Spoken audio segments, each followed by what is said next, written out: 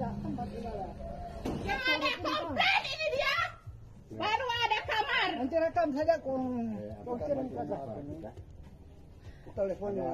Telepon langsung Pak Polda. Jadi jangan ada kegiatan ibadah di sini.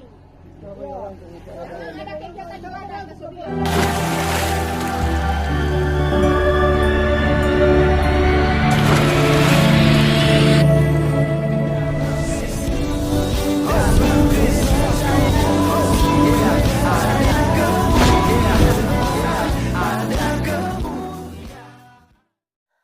Salam teman-teman sekalian, berjumpa kembali dengan saya Arif Gule di channel TV Laskar Kristus ini.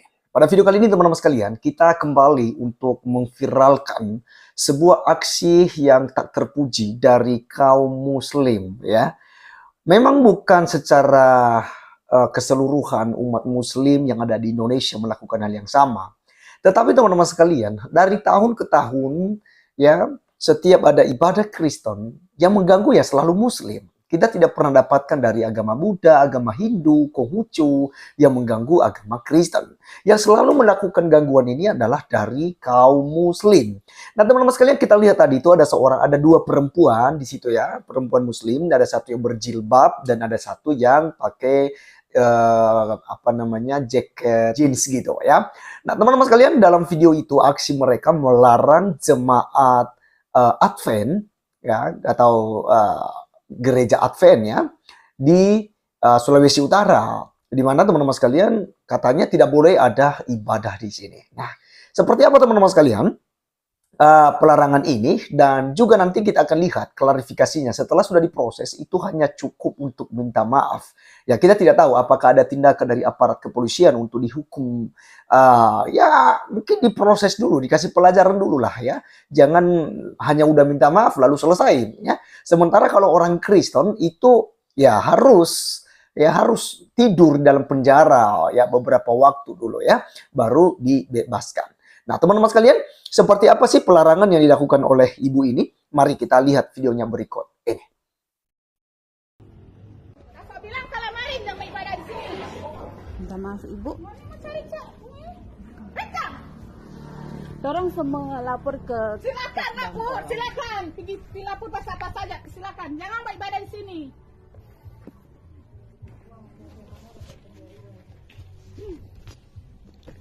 Saya bilang kok mana kalau marin? Kita sudah bilang kalau rasa keberatan tidak bisa lagi. Jadi telepon Pak Kuda sekarang. Saya bilang kalau marin. Jangan ada kegiatan ibadah dulu di atas. Tahu kan siapa kamu? Kamu tuh balapur jadi karena tuh ada pemerintah bukan dah. Iya, karena ada pemerintah lagi. Balapur ada pemerintah. Ini kalian kan punya pemerintah. Kalau kamu ini dia orang apa dah? Iya, tuh apa pemerintah kan sama-sama. Orang apa? Kamu datang sini, kamu datang ibadah di sini. Coba ada undang-undang nomor berapa yang orang yang mau datang di sini? Pokoknya jangan ibadah di sini. Nanti dia kalau kenapa di pemerintah? No? Ini sebenarnya rumah atau gereja? Hah? Tempat ibadah. Oh, berarti ada gereja di sana? Tempat Gereja. ibadah saja, tempat ibadah. Siapa yang Muto bilang ini rumah? Rumah ini dia, apa rumah? Ada kamar. Ada kamar. Aduh, jangan muka lupa. Orang bukan anak-anak. Saya bilang ada kamar.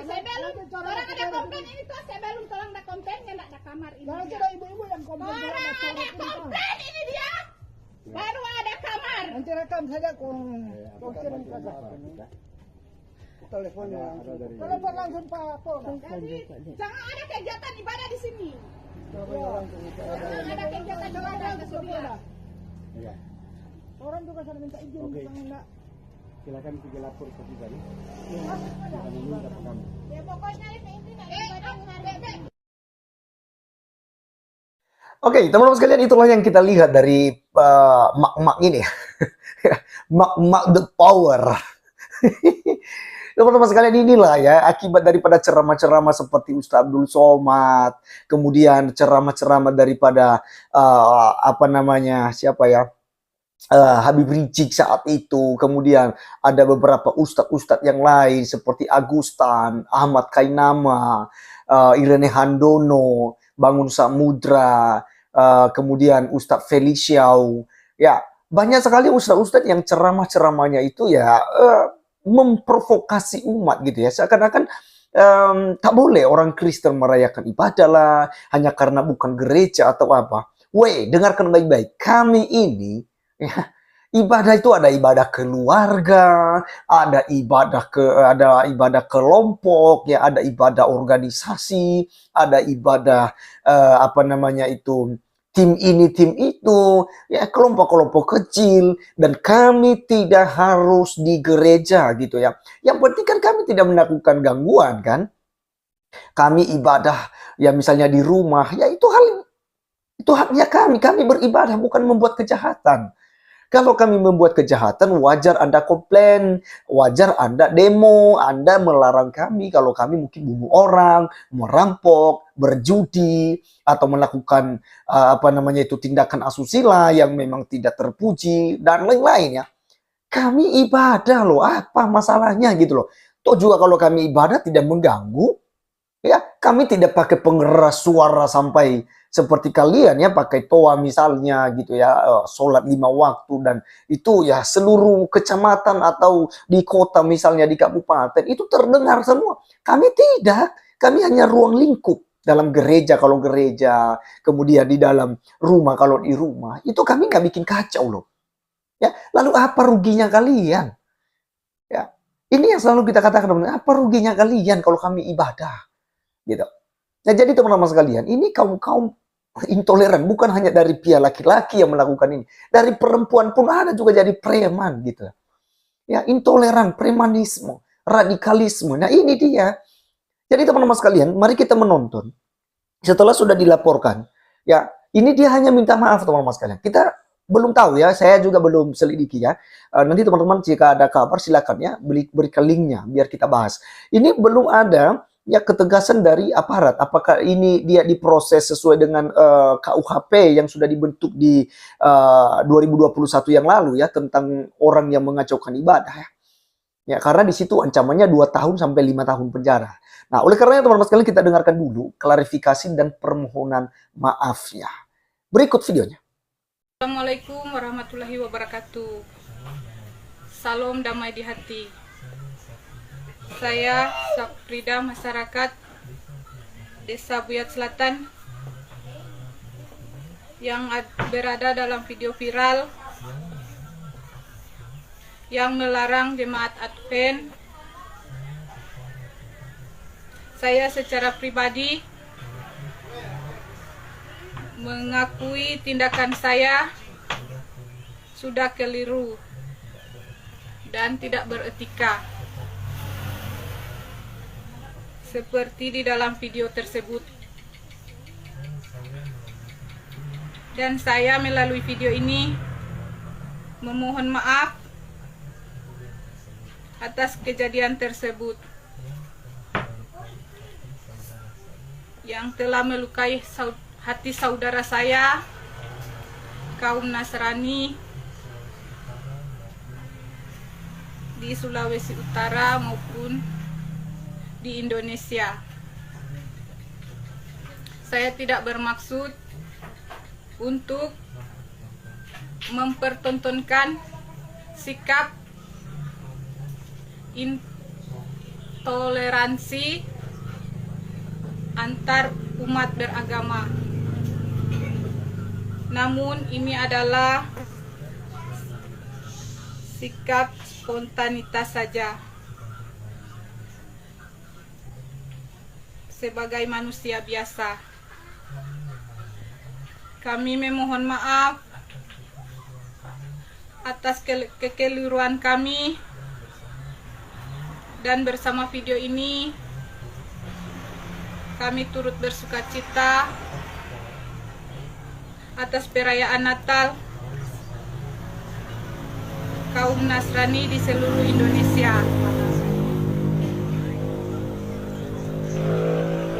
Kami turut berbahagia atas perayaan Natal. Demikian klarifikasi kami. Sekali lagi kami memohon maaf dan kerendahan hati untuk diberikan maaf atas kekeliruan kami. Selamat Natal dan Tahun Baru dari kami. Oke, teman-teman sekalian, itulah ya permohonan maafnya. Ya, saya yang sudah viral di video itu, saya menyadari bahwa kelakuan saya keliru, ya ini itu dan macam-macam. Saya tidak bermaksud intoleran dan macam-macam, teman-teman sekalian. Ini saya bikin geram ya. Geram, teman-teman. Kita mengasihinya, kita sangat mengasihinya. Kita bersyukur kalau seandainya dia itu bisa berubah gitu loh. Tapi kita harus ingat juga bahwa kita ini negara hukum. Kita mengasihi, tetapi bentuk kasihnya kita itu ya harus dihajar gitu loh. Alkitab katakan barang siapa yang kukasihi, dia akan kuhajar. Ya, Tuhan akan menghajar orang-orang yang dikasihinya. Itu bukti kasih. Demikian juga kita kepada anak-anak kita. Kalau kita sayang kepada anak-anak kita, kita harus hajar dia. Nah, kita dipayungi oleh hukum di Indonesia. Ya tentu dia harus dihajar dulu supaya bertobat dan yang lain jerat, tidak melakukan hal yang sama. Ya. Kalau sudah ditangkap, sudah diproses, diberikan hukuman sesuai dengan undang-undang 2 tahun sampai ke 5 tahun, ya pastinya yang lain akan jerat dengan itu. Jadi kalau hanya dikhususkan untuk minta maaf setelah udah melakukan tindakan ini, selesai persoalan. Teman-teman, ya, sampai kapanpun kaum intoleran, radikalisme, premanisme ini tidak akan berhenti jika hanya dibiarkan mereka untuk minta maaf saja dan selesai persoalan. Ini jelas ya, ini udah melakukan pelarangan seperti itu, seharusnya harus diproses selama 2 tahun sampai 5 tahun penjara. Jadi tidak hanya cukup untuk minta maaf seperti perempuan tadi di video. Ya, jadi kita berharap teman-teman sekalian, bukan kita mau demo, kita mau tekan Polri, tekan itu pemerintah, tidak, ya. Tapi sesuai dengan undang-undang yang sudah diberlakukan di Republik Indonesia, sehendaklah itu yang akan ditegaskan kepada mereka yang melanggarnya. Ya, nah jadi teman-teman kita doakan biarlah Tuhan memberikan hikmat dan marifat kejujuran kepada aparat dan juga pemerintah yang tentu saja berkompeten untuk menyelesaikan persoalan pelarangan ibadah yang terus-terus terjadi di Indonesia. Terima kasih, sekian video kali ini. Sampai ketemu di video berikutnya. Tuhan Yesus memberkati kita. Salam.